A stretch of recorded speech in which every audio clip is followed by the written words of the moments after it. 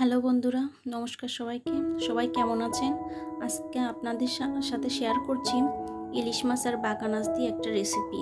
ইলিশ মাছটা ভালো করে কেটে নিব, তারপর ভালোভাবে ধুয়ে নিব, তাতে হলুদ লবণ মাখিয়ে নিব, তারপর কড়াইতে তেল দিয়ে দিব, তারপর তেলটা গরম হয়ে গেলে তার ভিতর মাছটা দিয়ে দেব।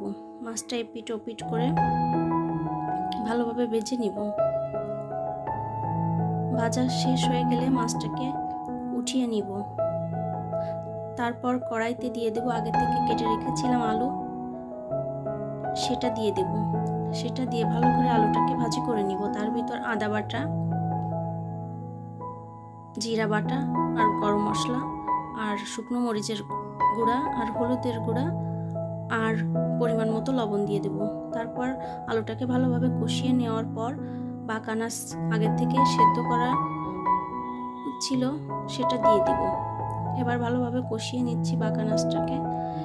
তারপর ভালোভাবে কষিয়ে নেওয়া হয়ে গেলে তার ভিতর জল দিয়ে দিব।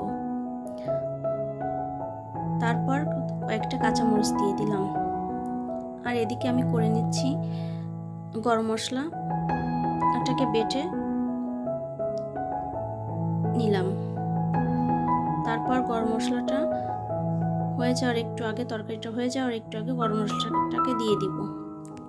এই যে ফাইনালি আমার বাঁকানাচ দিয়ে ইলিশ মাছ রান্নাটা শেষ। কেমন লাগলো সবাই অবশ্যই জানাবেন।